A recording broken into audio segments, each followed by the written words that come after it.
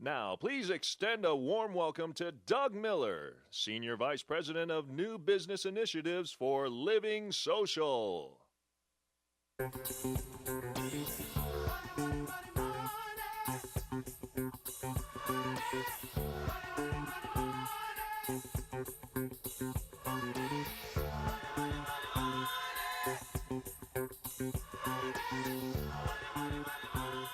Hello. How is everybody? I know that was a long panel. Thanks for hanging in. My name is Doug Miller. I head up new initiatives for LivingSocial, and I want to talk a little bit today about this intersection between commerce and media and the online and offline worlds that LivingSocial spends a lot of its time in. I've also spent a portion of my career there.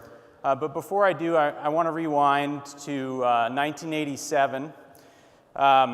And I was 15 years old, and my brother came to me and said that he wanted to get tickets for what was the hottest show on earth at the time, the U2 show. And he was going to go do it in 1987 style. He went down to Rose Records in Chicago. He stood in line. He got one of those wristbands.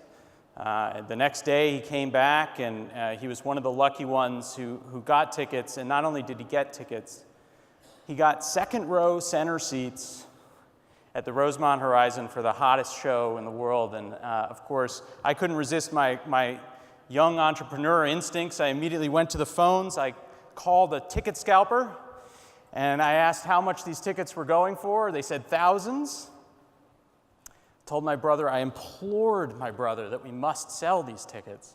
And luckily, he didn't listen to me, never did. And we went to see this great show. Now, what I want to, the reason I told you that story is that, that whole experience happened in an entirely offline world. Local commerce was entirely offline. Rose Records, where you bought music and tickets, was offline. The Chicago Reader newspaper was media, where we found out about the show, and Rose Records was where you went to buy tickets and music. Stores were commerce, newsprint was ad-supported media.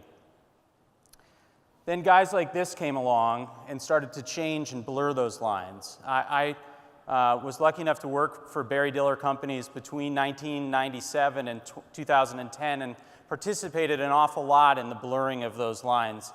I was one of the early employees at CitySearch and participated in the first attempt to really digitally express local online and monetize that. And then I think in honor of my brother, I shifted over to Ticketmaster and was the sixth employee there, where we worked really hard on taking Ticketmaster.com, taking the what was really an offline business and moving online. So there was about 1% of the business that was online when I got there, and it was about 40% when we left. And then I rounded out my years working for Barry or at his companies on a kind of crazy mission where I went to Expedia and started to layer together what was a pure play commerce business with a media business. We thought that there was an opportunity to actually monetize the pages beyond transactions. So now I've come back to local with LivingSocial.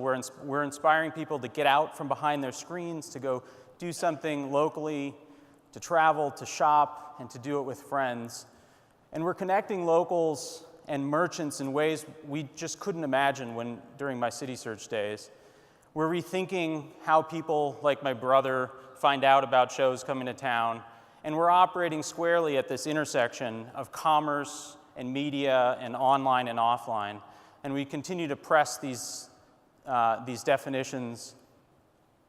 So more generally, I think that these intersections are full of opportunity for everyone here. Most of us are involved, or a lot, based on the speakers today. And by the way, I'm not going to introduce a payment system. Based on the speakers today, it seems like there's a lot of discussion about the transaction and the moment of transaction. But moments of inspiration are coming together with moments of transaction in new ways. LivingSocial is really mashing up a big buy button with inspiration in different ways. And also the purpose of the store is diminishing. And I know there's been some discussion about this too, but increasingly a physical store is there to deliver experiences as much as products, and I'm going to talk a little bit about how LivingSocial is doing that. But if you just look at stores like the Apple Store, Bonobos, others Apple Store obviously doing something offline and online, and then online retailers who are creating pop-up physical experiences. When people come to their stores, they want to create something, they want to experience something, and at LivingSocial, with the thousands, tens of thousands of small and medium-sized businesses that we're working with, we hear this more and more, that they want to push toward not just delivering on a product or delivering on a service, but delivering on an experience. And we're working with them on creating opportunities where maybe they build a bicycle, they have a hands-on computer experience, they work with a local chef, and they learn to cook. And I'm going to take you through one of the most innovative ways that we're doing that towards the end of my presentation. I also thought it was helpful and interesting that coming into this presentation, my friend Randall Rothenberg put this piece out in Adweek where he talked about the definition of advertising never having been more unclear. And for Randall, he was talking about the Interactive Advertising Bureau and online media. His focus is about something that can scale across a lot of different publisher websites. But Randall was starting to see something happen in his business that was making it very unclear. He's seeing more and more publishers create native-style advertising, something that is unique to that particular publisher's site. And he's struggling with whether that's a good thing for his industry or not. I think beyond that as well, the ad is increasingly becoming something that is merged together with commerce in different ways, and I think we're going to see more of that going forward. So where does that leave us? Well, perhaps it leaves us right here, and I've been on this island before. In 2004, when I was asked to join Expedia, I was asked to work on creating an advertising business inside of what was a pure play media, pure play commerce business. We were not members of the IAB. We were not thinking about standard ad sizes. We didn't have ads. 99.9% of the employees at Expedia were thinking squarely about how do we drive more transactions, how do we optimize this store experience for the transaction. And I was given this unique challenge or total fool's errand of trying to figure out, could we create a media business that complemented that? And I was asked to do it in an environment where my boss didn't even want me to succeed. We were on the island of misfit toys. We were a group of 4 or 5 separated from the rest who were literally over in a corner thinking about this idea. So heaven forbid was the instruction that you screw up or F up anything at Expedia. Good luck. But we pursued the idea because the rest of the organization, that 99.9%, couldn't deny the fact that 96% of the customers that were coming to Expedia were not buying anything. They were looking around, they were getting inspiration, but they weren't buying anything. It's true of still today. The majority of the traffic to the site is not purchasing. And so we started to wonder whether there was a digital equivalent of this Fruit Loops display inside of the store. And as the appetite then started to grow across the Expedia and Hotels.com and Hotwire, the travel sites, we created point-of-sale advertising products that look very much like this display. And that's really where I started to work at the intersection of commerce and media most of all. Now, the value proposition was very different. It was different than almost anything in digital. when you'd go into an ad agency and talk to the agency that represented Norwegian Cruise Line or Carnival Cruise Line and talk about this unique display product that was going to link into Expedia and sell more share on Expedia, it didn't make any sense to an ad agency that measured everything in conversion over at Carnival.com, so that didn't work. And then we'd go talk to Carnival, and they didn't really know what budget this would go in. Was this a brand budget? Was this a performance marketing budget? Was this a cooperative budget? We were really creating a new roadmap. But it worked, and over time, we started to see this business grow and succeed, the point-of-sale media business. Succeeded. And then we started to ask, well, but yet there's one more holy grail ahead. There's one more place that we need to go, and that was at the top of search results. And this was the most contentious, of course, internally. Here we were a commerce company.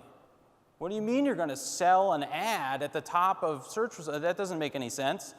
We are going to optimize that for transactions. And over time and through work and through lots of math, we eventually created a sponsored listings business on top of this transactions business, as well as a display media business. So this continued forward. We had success in the sponsored listings business. We had success in the display business.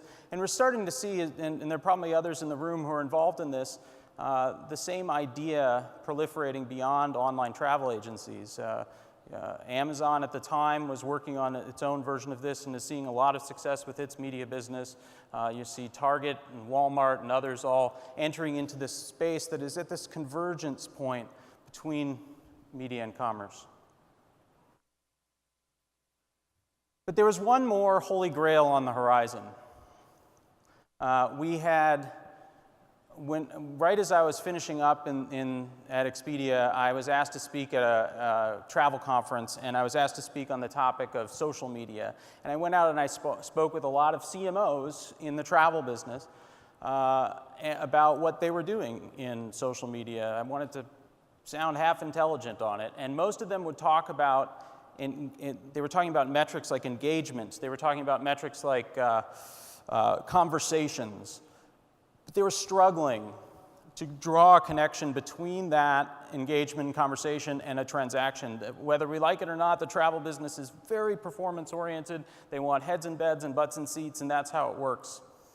So after talking with a bunch of them and understanding, I found myself really underwhelmed by those case studies, and I went out in the wild and I saw this. This was the first, and I thought ahead of its time, campaign for really converging all of those dimensions that I was talking about. We had a media campaign for Toy Story 3 that was based on the idea of leave no friend behind. Woody wanted to leave no friend behind. And they took and mashed it up with a Fandango ticketing engine, so you could go ahead and buy your tickets for a specific show at a specific time and a specific location as part of the discovery process. And they mashed it up with a Facebook feed so that I could invite my friends and my friends could buy with me. And this was exciting to me. This was really the convergence of online and offline, bringing people from an online experience to an offline experience and combining media and commerce in a really unique way.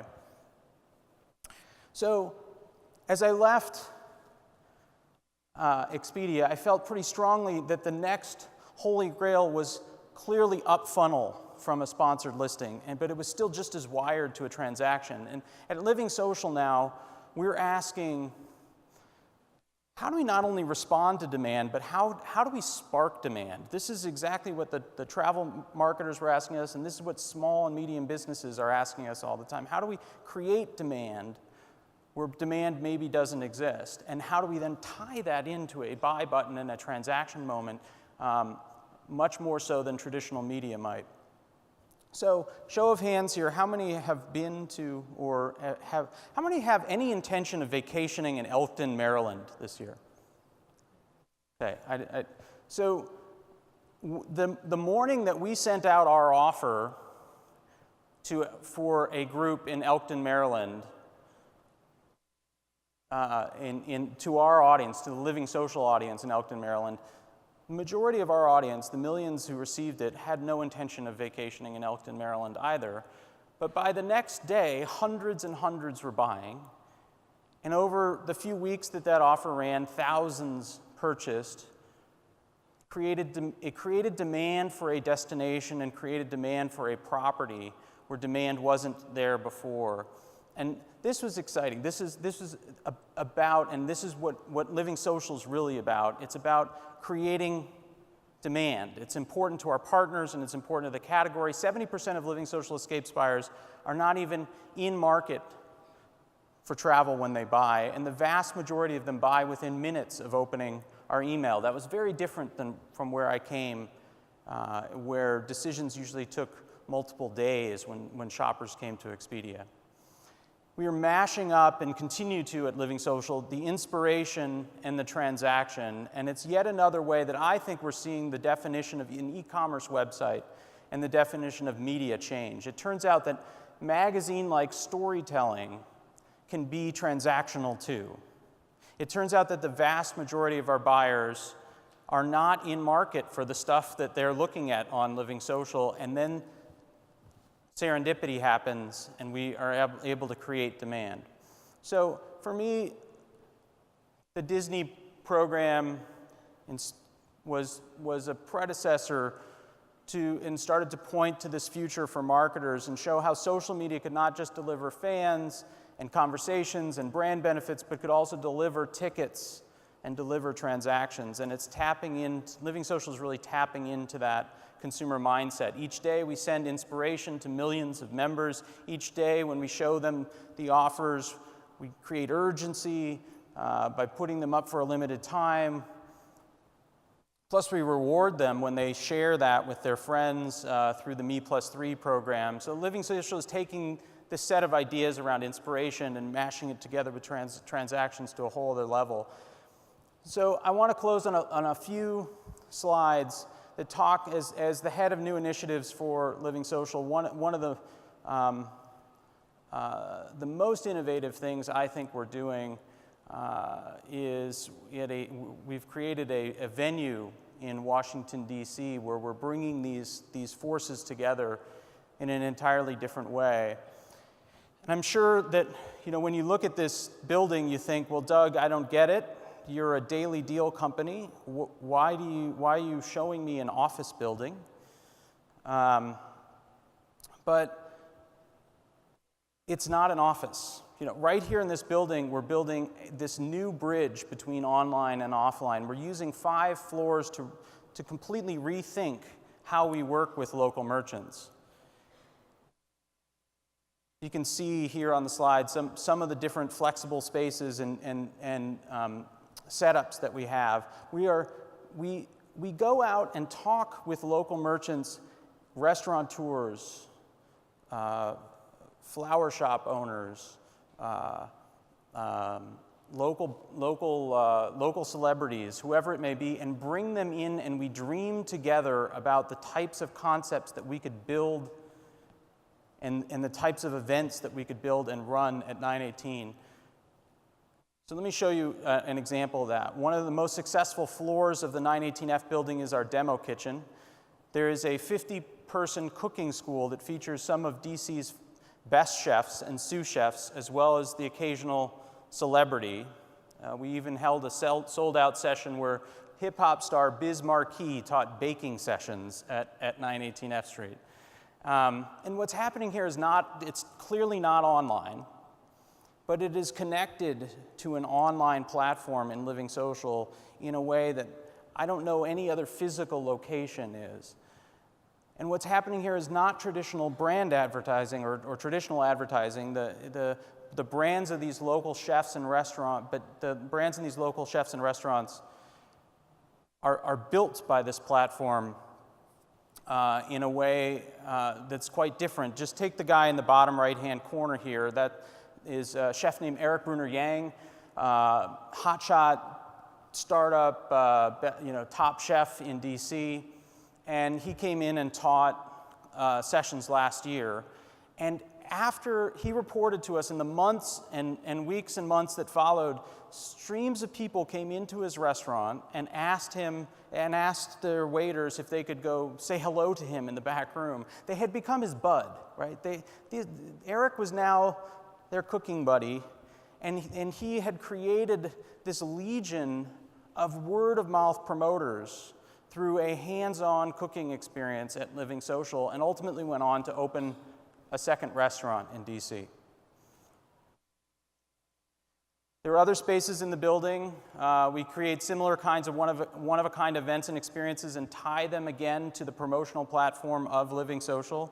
So whether it's a sumo wrestler dinner theater or a live local band or flower arranging or a pop-up restaurant, we're connecting offline operations with online marketing like nothing else in town. The Verizon Center is just down the street from this building, and it's a great venue, but it's not connected to 1 million local subscribers who tune in daily in search of something really cool going on in DC.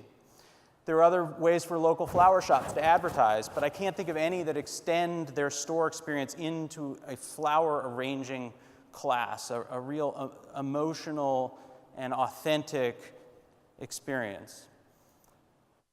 So finally, 918 connects local and regional brands, in addition to local brands, regional and national brands, and others that are operating similarly at this edge of online and offline.